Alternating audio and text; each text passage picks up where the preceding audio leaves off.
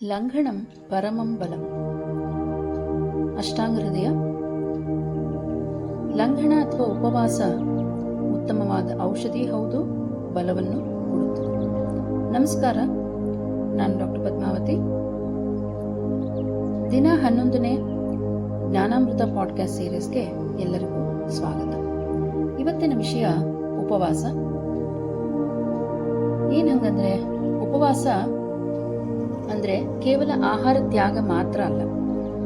ಉಪ ಅಂದ್ರೆ ಸಮೀಪ, ವಾಸ ಅಂದ್ರೆ ವಾಸಿಸೋದು. ಅಂದ್ರೆ ಇಲ್ಲಿ ಭಗವಂತನ ಸಮೀಪ ವಾಸಿಸೋದು. ಆಹಾರ ಕಡಿಮೆ ಮಾಡಿದಾಗ ಶಕ್ತಿಯ ಶುದ್ಧೀಕರಣ ಆಗಿ ಹಾಗೂ ಆಧ್ಯಾತ್ಮಿಕ ಗ್ರಹಣಕ್ಕೆ ಮರಳುತ್ತದೆ. ಇವತ್ತು ಏಕಾದಶಿ, ಚಂದ್ರನ 15 ದಿನಗಳ 11ನೇ ದಿವಸ. ವೈಷ್ಣವ ಧರ್ಮದ ಅತ್ಯಂತ ಪವಿತ್ರ ಉಪವಾಸದ ದಿನವಾಗಿದೆ. ಅಧಿಕ ಮಾಸ ಸಮಯದಲ್ಲಿ ಪದ್ಮಿನಿ ಏಕಾದಶಿ ಮತ್ತು ಪರಮ ಏಕಾದಶಿ ಅಂತ ಅಸಾಧಾರಣ ಶಕ್ತಿಶಾಲಿಯಾಗಿರೋದು ಅಂತ ಪರಿಗಣಿಸಲಾಗಿದೆ. ಉಪವಾಸ ಚಿತ್ತವನ್ನ ಶುದ್ಧೀಕರಿಸುತ್ತೆ ಹಾಗೂ ಆಧ್ಯಾತ್ಮಿಕವಾಗಿ ಪ್ರಗತಿಯನ್ನ ವೇಗಗೊಳಿಸುತ್ತೆ. ಆಯುರ್ವೇದದಲ್ಲಿ ಲಂಘನ ಅಂತ ಒಂದು ಚಿಕಿತ್ಸೆ, ಅದನ್ನ ಬಲವಾಗಿ ಬೆಂಬಲಿಸುತ್ತೆ. ಇದು ಅಗ್ನಿಗೆ ವಿಶ್ರಾಂತಿ ಕೊಡಕ್ಕೆ ಉತ್ತಮವಾದ ಪದ್ಧತಿ ಹಾಗೂ ಸಂಗ್ರಹವಾದ ಆಮ ಅಂದ್ರೆ ಏನು ವಿಷ ಹಾಗೂ ಚಯಾಪಚಯ ಸಮತೋಲನವನ್ನ ಪುನಃಸ್ಥಾಪಿಸುತ್ತೆ. ಪ್ರತಿ 2 ವಾರಕ್ಕೊಮ್ಮೆ ಸರಳವಾದ ಹಣ್ಣು ಹಾಗೂ ಅದನ್ನು ಮಾತ್ರ ಸೇವನೆ ಮಾಡಿಕೊಂಡು ಉಪವಾಸ ಮಾಡೋದ್ರಿಂದ ಜೀರ್ಣಕ್ರಿಯೆ ಮತ್ತು ಒಟ್ಟಾರೆ ಆರೋಗ್ಯಕ್ಕೆ ಗಮನಾರ್ಹವಾಗಿ ಪ್ರಯೋಜನಕಾರಿಯಾಗುತ್ತೆ. ಈ ಒಂದು ದ್ರವ ಅಥವಾ ಹಣ್ಣಿನ ಸೇವನೆ ಮಾಡ್ತಾ ಉಪವಾಸ ಮಾಡಿದ್ರೆ ಹೆಚ್ಚು ಆಹಾರ ಮತ್ತು ಮನಸ್ಸಿನ ಶುದ್ಧಿಯೂ ಆಗುವಂಥದ್ದು.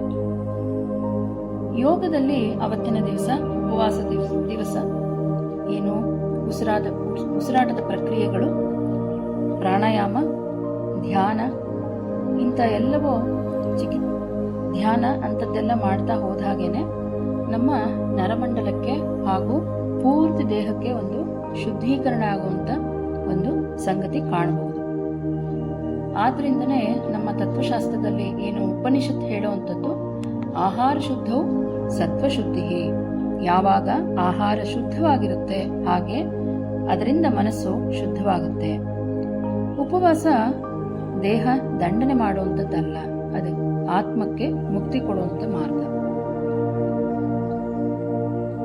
ಈಗ ಆಧುನಿಕ ವಿಜ್ಞಾನ ನೋಡಿದ್ರೆ 2016ರಲ್ಲಿ ಡಾಕ್ಟರ್ ಯೋಶಿನೋರಿ ಸುಮಿ ಅಂತ ಅವರಿಗೆ ನೊಬೆಲ್ ಪ್ರಶಸ್ತಿ ಗೆದ್ರು. ಯಾವುದಕ್ಕೆ? ಈ ಉಪವಾಸನ ಒಂದು ಕಾನ್ಸೆಪ್ಟ್ ಬಗ್ಗೆ ಮಾಡಿದ್ದಕ್ಕೆ. ಈ ಉಪವಾಸ ಆಟೋಫೇಜಿಯನ್ನ ಪ್ರಚೋದನೆ ಮಾಡುತ್ತೆ ಅಂತ ಸಾಬೀತುಪಡಿಸಿದ್ರು. ಹಾನಿಗೊಳಗಾದ ಕೋಶಗಳನ್ನು ಮರುಬಳಕೆ ಮಾಡುವಂಥದ್ದು ಮತ್ತು ಪುನರ್ ಉತ್ಪಾದಿಸುವ ದೇಹದ ಸೆಲ್ಯುಲಾರ್ ಸ್ವಯಂ ಶುಚೀಕರಣಗೊಳಿಸುವ ಪ್ರಕ್ರಿಯೆ ಅಂತ ಹೇಳಿ. ಉಪವಾಸ ಇನ್ಸುಲಿನ್ ಸಂವೇದನೆ ಮತ್ತು ಕರುಳಿನ ಚಲನಶೀಲತೆಯನ್ನ ಮರುಹೊಂದಿಸುತ್ತೆ.